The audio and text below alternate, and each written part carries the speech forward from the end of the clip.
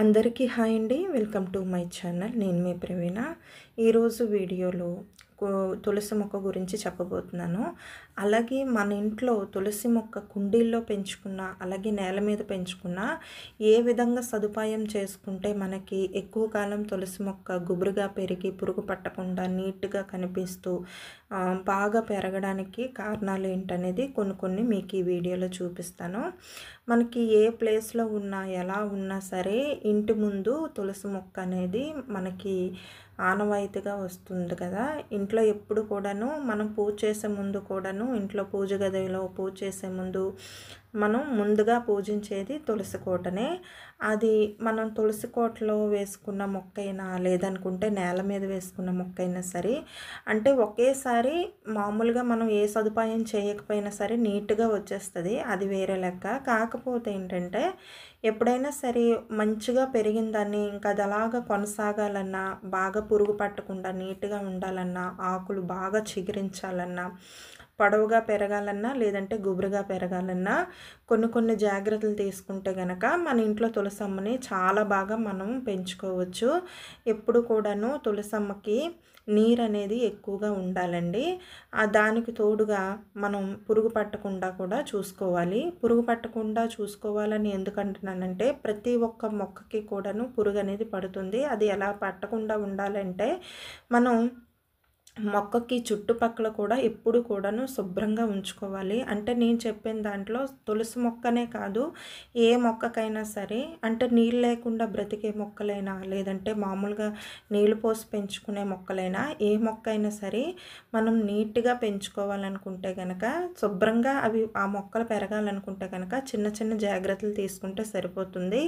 ఎప్పుడైనా మనం నీరు పోయడం మర్చిపోయినా, క్యాంపులకు వెళ్ళినా, అలాంటి టైంలో మొక్కలు అనేది వాడిపోతూ ఉంటాయి కదా. అప్పుడు మాత్రం మనం ఏమీ చేయలేము. కానీ మనం గమనిస్తూ ఉన్నప్పుడు మాత్రం మన ఇంట్లో ఉన్న మొక్కల్ని మనం ఎంతో ఇష్టంగా పెంచుకుంటాము. అది చిన్న మొక్క అయినా పెద్ద మొక్క అయినా సరే. అలాంటి మొక్కల్ని మనం జాగ్రత్తగా కాపాడుకుంటే కనుక అవి ఎక్కువ రోజులు బాగా పెరుగుతూ మంచిగా కనిపిస్తాయి అన్నమాట. అందులో ముఖ్యమైనది ముందుగా మీకు చెప్పినట్టు తులసి మొక్క. అయితే ఈ తులసి మొక్క ఈ తులసమ్మ ఏంటంటే, మనం పూజ చేసిన దానికి అంటే మనం పూజ చేయడానికి తులసమ్మని పెంచుకుంటూ ఉంటాము. అలాగే మన ఆరోగ్యానికి కూడా తులసమ్మని పెంచుకుంటాము. అంటే కొన్నిసార్లు ఆ తులసాకు నమిలినా మనకి కడుపులో అనేది చాలా బాగా క్రిములు లాంటివి రాకుండా మనకి ఆరోగ్యాన్ని ఇస్తాయి. అలాగే మనం త్రాగే మంచినీటిలో కూడాను తులసాకులు వేసుకుంటే చాలా మంచిది. అంటే మనం పూజ చేయడమే కాదు, మన ఆరోగ్యానికి కూడా చాలా బాగా ఉపయోగపడతాయి ఈ తులసాకులు అనేవి. అలాంటప్పుడు తులసి మొక్కలు అనేవి చాలా ఎక్కువగా పెంచుకుంటే మనకి చాలా మంచిది. మన చుట్టూ ఉన్న ప్రాంగణంలో ఖాళీ ప్లేసెస్లో ఏమైనా, అంటే మనం పూజించే తులసి మొక్క కాకుండా వేరేగా కూడా ఎక్కువగా వేసుకుంటే కనుక మనకు అప్పుడప్పుడు పిల్లలకి తినిపించడానికి కానీ, లేదంటే వాటర్లో వేసి త్రాగడానికి కానీ అన్ని విధాలుగా బాగుంటుంది. అయితే మీకు ఇక్కడ చూపిస్తున్నాను చూడండి. ఇక్కడైతే గుమ్మం ముందు చిన్నది వేసానమాట. అంటే లక్ష్మీ తులసి, విష్ణు తులసి రెండు కూడా కలిపి వేసాను. మీరు గమనించినట్టయితే కనుక ఒకవైపు నీలి రంగులో, ఒకవైపు మామూలుగా పచ్చ రంగులో మనకి కనిపిస్తుంది ఈ మొక్కని నేను చాలా చిన్నది వేశాను.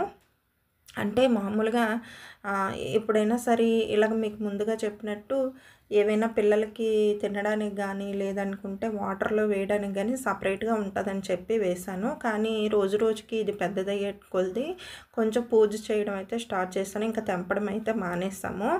అయితే మనకి ఇలా గుబురుగా రావాలంటే నేల మీద వేస్తే గుబురుగా వచ్చేస్తుంది కదా, మనకు పర్వాలేదు అనుకుంటాం. అది తప్పు.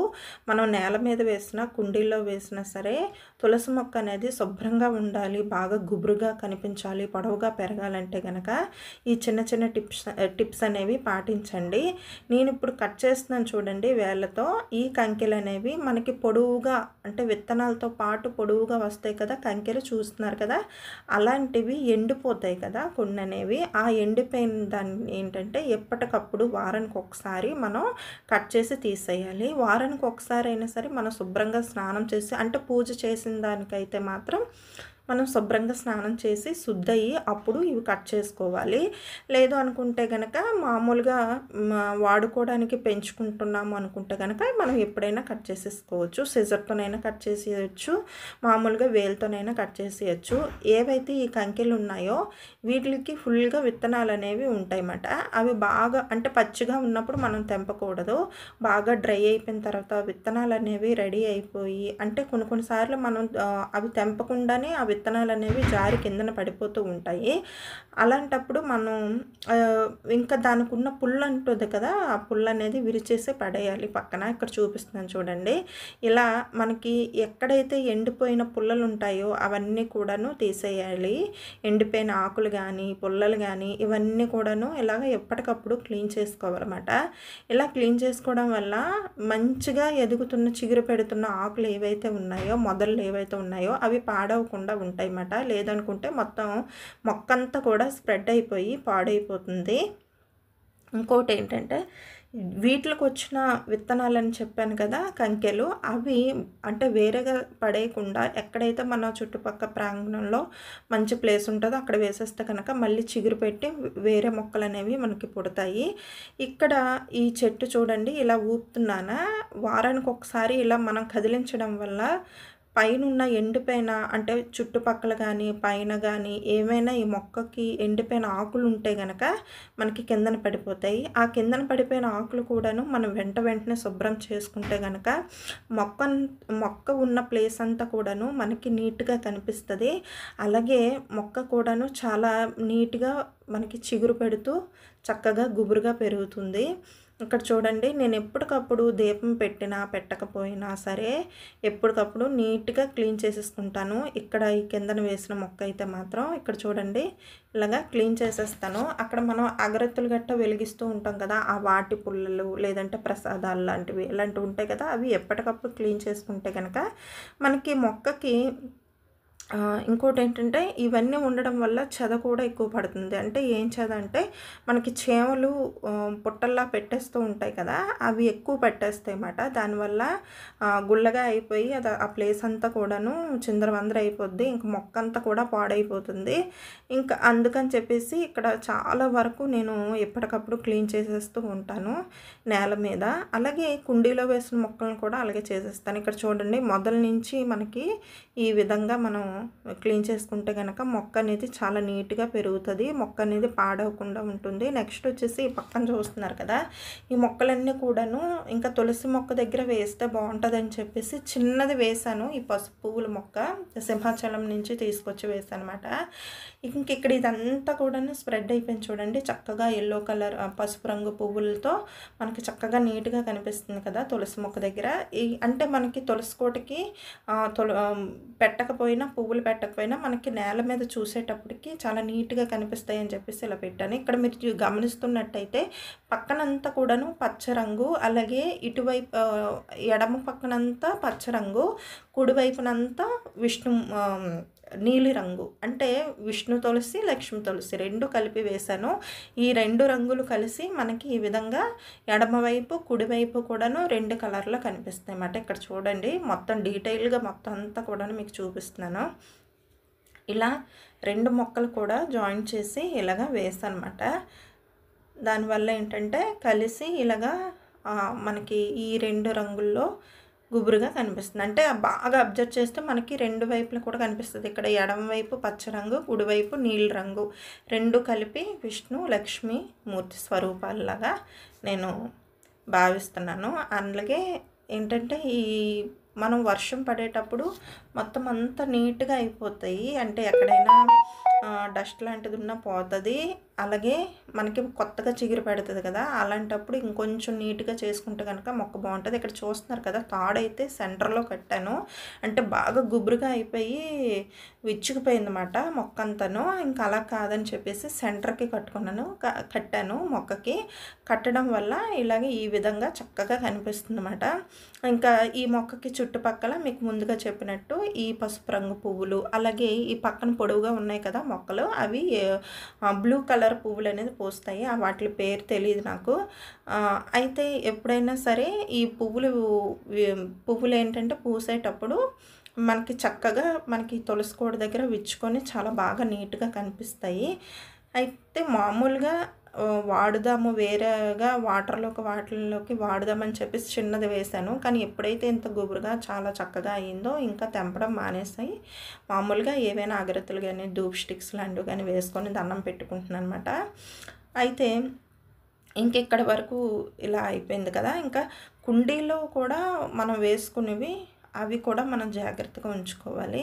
ఎప్పుడైనా సరే తులసి మొక్కలు పెంచుకునేటప్పుడు ఏంటంటే నీట్‌గా శుభ్రం చేస్తాము అనుకునేటప్పుడు శుద్ధిగా స్నానం చేసుకొని నీట్‌గా చేసుకుంటే మంచిది. అలాగే ఇక్కడ చూడండి, ఇక్కడ మామూలుగా చిన్న చిన్న మొక్కలనేవి వేశాను కదా! ఇవేంటంటే చిన్న చిన్న విత్తనాలు వేసినవి అలాగ వచ్చేస్తాయన్నమాట మొక్కలు. ఇంకిక్కడ కుండీలో అసలైన తులసమ్మ. ఇక్కడ కూడా నేను విష్ణు తులసి, లక్ష్మీ తులసి 2 కలిపి వేశాను. కానీ 2 కలిపి ఒకే కలర్‌లో వచ్చేసాయన్నమాట. పచ్చగానే కుండీలో వేసింది పచ్చగానే ఉంది. నేల మీద వేసిన దానిలాగా 2 వైపులా 2 కలర్‌లు అయితే రాలేదు. ఈ విధంగా అయితే వేశాను. తర్వాత ఈ కంకిలు కూడా ఇక్కడ ఈ మొక్కకు ఉన్న కంకిలు కూడా తీసి ఇలాగా నేల మీద వేస్తున్నాను. అవి మళ్ళీ చిగురు పెడతాయి వర్షం పడినా, లేదంటే మనం వాటర్ వేసినా సరే. అయితే ఇంకిక్కడ ఇది కూడా ఎప్పటికప్పుడు మనం మెయిన్‌గా మనకి ఎక్కడో మనం నేల మీద వేస్తాం గానీ, ఎవరో వేస్తారు గానీ, అంటే ఎక్కువ శాతం ఏంటంటే ఇంట్లో అపార్ట్మెంట్‌ల్లో గానీ, లేదంటే ఇంటి గుమ్మం ముందు గానీ, మేడ మీద గానీ ఎక్కువగా కుండీల్లో వేసి పెంచుకుంటారు కదా! అవి వాటికైనా సరే ఇదే ఉపాయం అండి. ఎప్పుడైనా సరే ఎండిపోయిన ఆకుల్ని, ఎండిపోయిన కంకిల్ని వెంటనే మనం తెంపేయాలి. ఇంకోటేంటంటే తులసి మొక్కకున్న ఎండిపోయిన పుల్లలు అంటే తులసి కోటకి ఎండిపోయిన పుల్లలు లాంటివి ఉంటాయి కదా! అవి కూడా తెంపేసుకోవాలి. అంటే ఆ చెట్టు మొదల నుంచి మనకి స్టార్ట్ అవుతాయి. ఇంకా అది మొక్క ఎండింగ్‌కి వచ్చేస్తున్నట్టు మనకి సూచన మాట. అలాంటప్పుడే మనం ఏంటంటే అవి విరిపేసి వెంటనే పడేస్తే గనక వెంటనే కొత్త చిగురు అనేది పుడుతుంది. అలాగే మనం పెట్టే పువ్వులు గానీ, పసుపు కుంకాలు గానీ ఎప్పుడైనా సరే నీట్‌గా చేసేసుకోవాలి. నేను ఆల్రెడీ 1 వీక్ ముందు నేను పసుపు కుంకాలతో అలంకరించి పెట్టుకున్నాను తులసి కోట. కానీ ఈ మధ్యన వరాసగా మనకి వర్షాలనేవి పడుతూనే ఉన్నాయి కదా! కంటిన్యూగా. ఇంకా అందువల్ల ఏంటంటే ఈ వర్షానికి బాగా తడిచి పసుపు కుంకాలన్నీ కూడాను చెదిరిపోయాయన్నమాట. తులసి కోట అంతా నీట్‌గా అయిపోయింది. ఇంకా పువ్వులతోని మామూలుగా అలంకరించి దీపం పెట్టుకున్నా. మనం ఎప్పుడైనా సరే అక్షింతలు వేసినా, పసుపు కుంకాలు వేసినా అలాగే పువ్వులు పెట్టినా సరే తులసి కోట మొదల్లో అంటే వేలు మొదల్లోనే మనం నీట్‌గా మట్టంతా నీట్‌గా ఉండేలా పెట్టుకుంటే గనక మీకు చెప్పాను కదా! చీమలు పట్టకుండా. అంటే ప్రసాదాలు ఎక్కువ పెడతాం కదా! అంటే పటిక పంచదార గానీ, బెల్లం గానీ ఇలాంటివి పెడుతూ ఉంటాం కదా! వాటిల కోసం అని చెప్పేసి చీమలనేవి ఎక్కువగా వచ్చేస్తాయి కదా! అవి తింటే మంచిదే. కాకపోతే ఏంటంటే మనకి మొదల్లో అంటే చెట్టు పాడవకుండా ఉండాలంటే గనక అవి ప్రసాదాలు మనం దీపం పెట్టేసిన తర్వాత ఈ ప్రసాదాలు తీసి అంటే జ్యోతి కొండెక్కిపోయిన తర్వాత కొంచెం సపరేట్‌గా పెట్టామనుకోండి, చీమలు వచ్చి తిని వెళ్ళడానికి బావుంటాయి. లేదంటే అక్కడ ఎక్కడైతే మనం మొక్క వేసామో ఆ మొక్క మొదల దగ్గర గానీ, దగ్గరలో గానీ పెట్టామనుకోండి మొక్క అనేది పాడైపోతుందన్నమాట.